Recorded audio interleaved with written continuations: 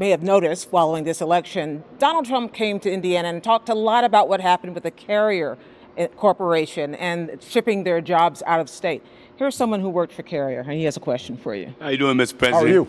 My name is Eric Cottenham, and I'm representing the Steelworkers Union, Local 1999, and I'm trying to find out what do we have left for as all of our jobs are leaving Indianapolis, right? And I see here you're doing a lot of things, but in Indianapolis, there's nothing there for us. I mean, what's next? I mean, what can we look forward to in the future as far as jobs, employment, whatever, because all of our jobs is left or in the process of leaving, sir.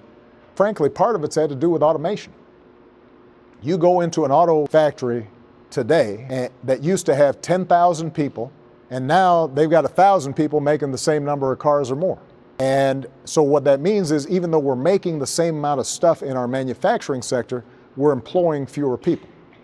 And so what we have to do is to make sure that folks are trained for the jobs that are coming in now, because some of those jobs of the past are just not going to come back.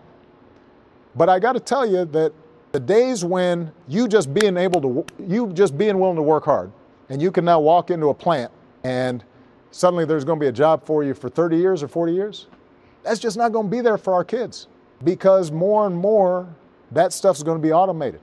And if you go into a factory, that kid's going to need to know computers or is going to need to know some science and some math, because they're not even going to be picking anything up. They're just going to be working on a keyboard. And that doesn't make folks feel good sometimes, but they're going to have to retrain for the jobs of the future, not the jobs of the past. If you are still struggling seeing what I see after all the stuff that I have presented to you, then you need to rewatch this video like 3 or 4 times and get the crusties out of your eyes. Like, you are completely asleep